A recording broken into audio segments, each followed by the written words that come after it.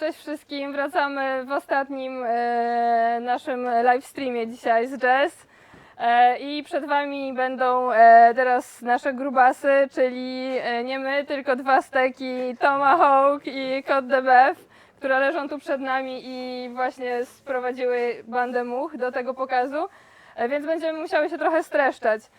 Nie pokażemy Wam całego grillowania, bo przy tych stekach to zajmie bardzo dużo czasu, żeby one doszły.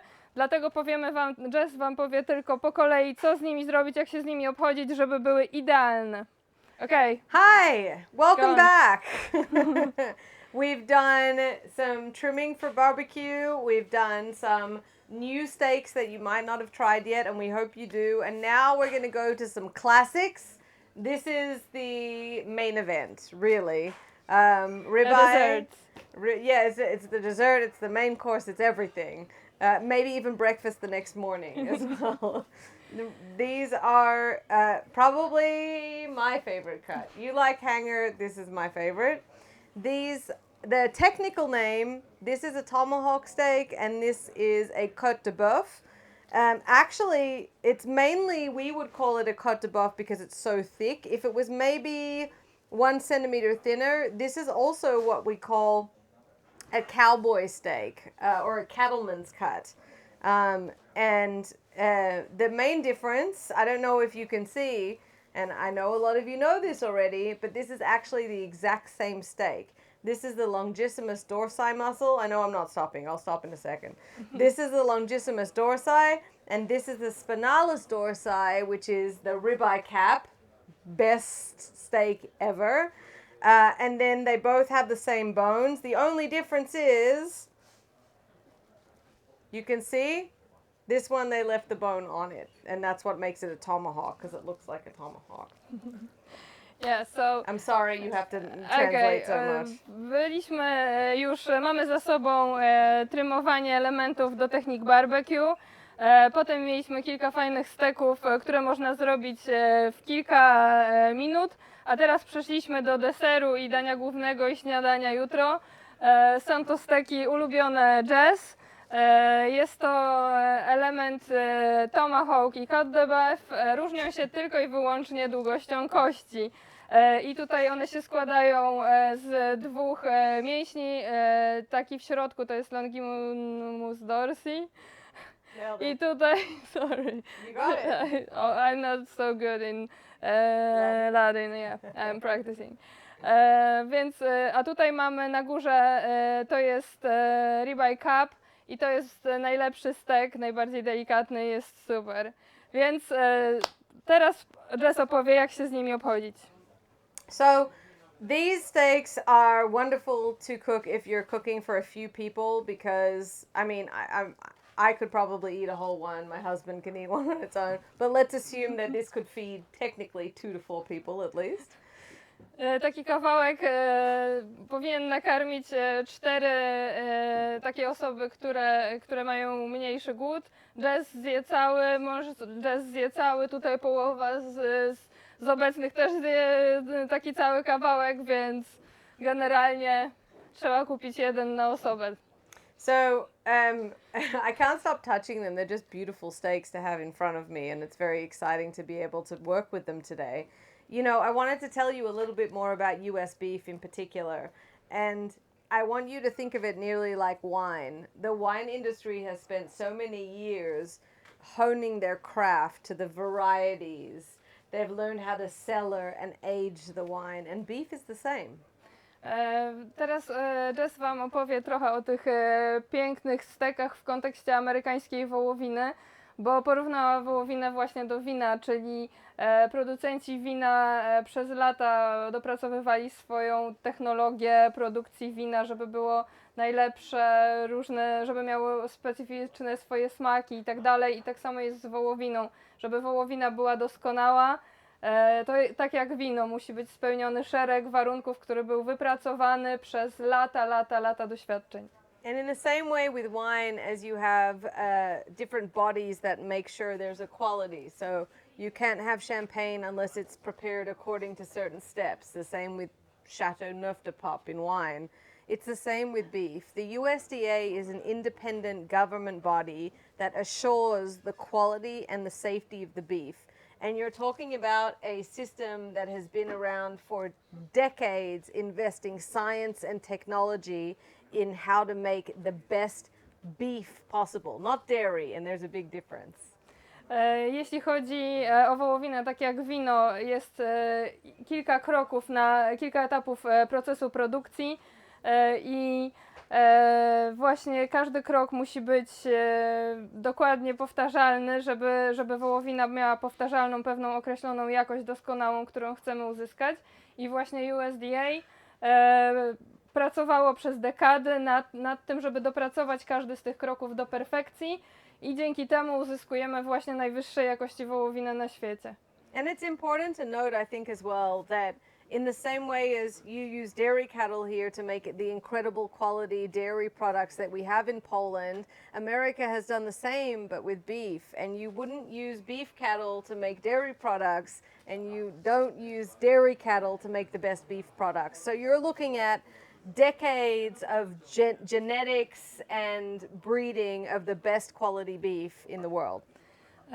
I tak samo właśnie to, co jest bardzo istotne, to jest rasa do produkcji wołowiny. Jak wszyscy tutaj doskonale wiecie, potrzebne są rasy mięsne. Z mlecznego bydła nie uzyskamy bardzo dobrej wołowiny, a możemy ją uzyskać jedynie z naprawdę doskonałej genetyki bydła ras mięsnych, także rasa to nie jest jakby magiczne hasło. Też w każdej rasie może się zdarzyć po prostu różny osobnik, a w Stanach dobierali przez lata genetycznie najlepsze rasy mięsne, dzięki temu te parametry tych ras są tak powtarzalne i zawsze mają właśnie tą doskonałą jakość na mięso. I'm waiting for this butter to melt. We'll see if that happens. If not, no problem. So I want to talk a little bit now that you understand a little bit more about US beef, and obviously Tender Meat has a lot of information on their website about what makes it such great quality if you're interested in finding out more. I want to talk about how to cook big cuts of beef now. Więcej informacji na temat amerykańskiej wołowiny możecie poczytać na naszej stronie, czy na barbecue, czy na Tender Meat, ale nie będziemy was tym zanudzać. Teraz porozmawiamy o tym, jak zrobić tych wielkich bad boys. These bad boys? Nice. So we did the just keep flipping method on those thin cuts. But now I want to show you how you can use that 2-zone setup to cook thicker cuts like this, and it is going to be that reverse sear style. So reverse sear is basically anything that is cooked low to start and then high to finish. Widzieliśmy, jak się przygotowuje cienkie steki, że to jest ciągłe przerzucanie. Na tych stekach zastosujemy właśnie tą metodę reverse sear, czyli od niskiej do wysokiej. So with the reverse sear, you know, I told you low then high, right? So it can be the cool side of the grill is low and then the direct side is high, a smoker is low and a grill is high, an oven is low and a frying pan is high. It doesn't matter, any combination will work. Czyli właśnie dla tej metody reverse sear możemy stosować różne urządzenia, które nam będą pełniły rolę niskiego i wysokiego, czyli w przypadku grilla takiego możemy sobie zrobić strefy niską i wysoką, możemy użyć smokera do zrobienia niskiej, a grilla z pełnym węglem wszędzie do wysokiej, możemy zrobić piekarnik do niskiej, a patelnię do wysokiej, jeżeli sobie przygotowujemy to w domu, nie na grillu. Now, although the just keep flipping method would work for this, you would be standing at the grill for way too long, and that's why we use the other method. So we start at low to control the internal temperature to where we need it to get to, and then we can finish with a sear to get that crust. Dla tych grubszych steków zdecydowanie metoda reverse sear jest lepsza, dlatego że nam daje lepszą kontrolę nad wewnętrzną temperaturą w steku. I dlatego zaczniemy sobie od tej niskiej temperatury, bo wtedy będzie spokojnie to ciepło się rozchodziło w mięsie i to mięso będzie dochodziło, a wykończymy właśnie wysoką temperaturą, żeby uzyskać ten crust. So, This is going to shock you again, I know, but literally I only use salt on a tomahawk because I love the flavor. Again, if you like different flavors of different rubs, you can put together a preferred rub of your choice. So I'm going to salt the tomahawk and put it on, and then I'm going to show you another hack you can do. Tutaj jest stosowana najlepsza metoda dla amerykańskiej wołowiny, czyli sól i pieprz. Really? Is that all I said? Salt, oh sorry, no pepper, just salt. So as I mentioned before, and I don't know if you did the translation, but I think it's an important one. Pepper is a flavor, salt is an enhancer. Okay, więc tylko sól, przepraszam, dziękuję. You did that already? Nie? Okay, so that's why for my taste I just prefer salt alone, because beef has so much flavor, so much flavor. Tak, no właśnie chodzi o to, że sól jest neutralna smakowo i mamy tylko i wyłącznie przyjemność cieszenia się smakiem pysznej wołowiny, bo pieprz dodaje nam jakiś już aromatu, jakiejś przyprawy, a sól jest neutralna i będzie tylko mięso. So this is all salted up. I'm going to go over to the grill now. And I've still got the 2-zone set up. I added a couple more coals just to give it a little heat. And I'm going on the indirect side. So the gentle heat is going to start to cook this all the way through. And this is probably going to take at least an hour, I would say. So you want the vents low. It's low and slow cooking at this point. One of the things we'll talk about before I talk about this other Cote de boeuf is the importance of temperature. So, Więc teraz położyliśmy tego tomahawka w strefie niskiej temperatury. On będzie się robił, you say 1 hour in this slow and slow? At least.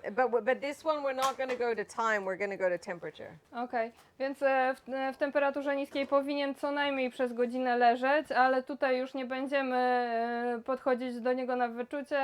Użyjemy sprzętu termometru. Yeah. Now, get your Google ready again, because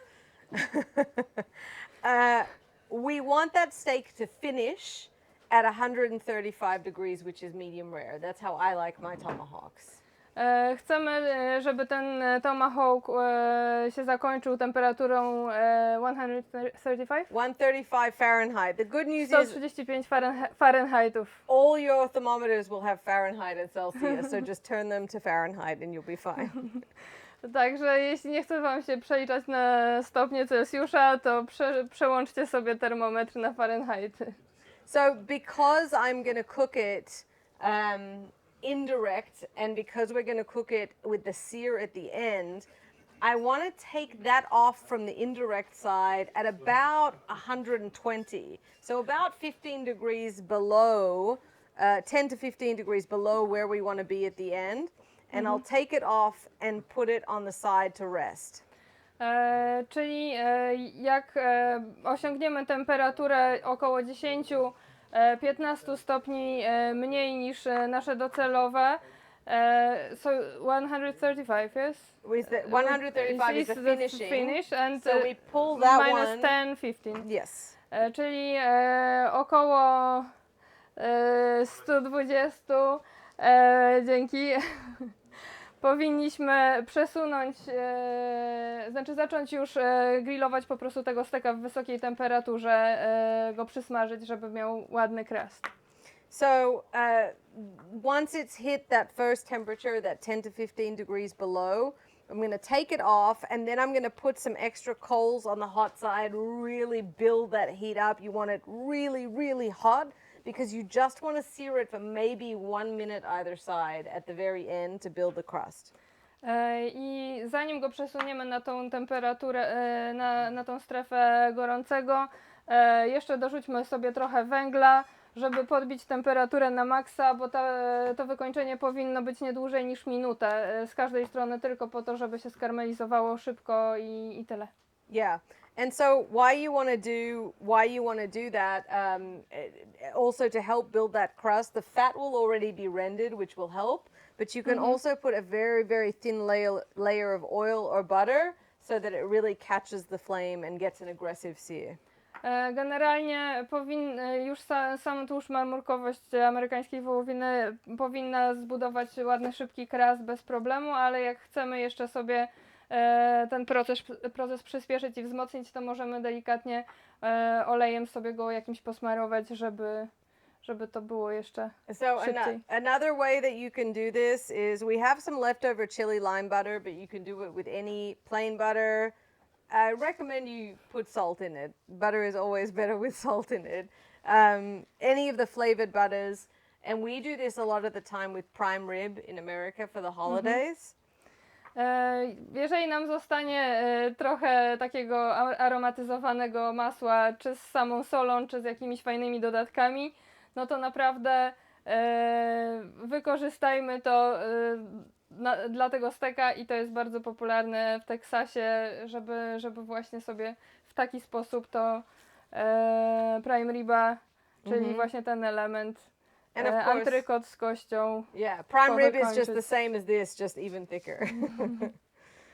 So you can cover it in butter like this because we're never going to be over direct heat. So this is great for the smoker as well because you're never going to have a flame up. So it can self-baste and really add an extra layer of flavor, especially if you use a flavored butter. To jest właśnie fajne do tej metody odwróconej, dlatego że tutaj już nie obawiamy się tej temperatury, że nam się to spali, bo jest odpowiednio niska temperatura i można sobie takim masłem posmarować steka i będzie dobrze.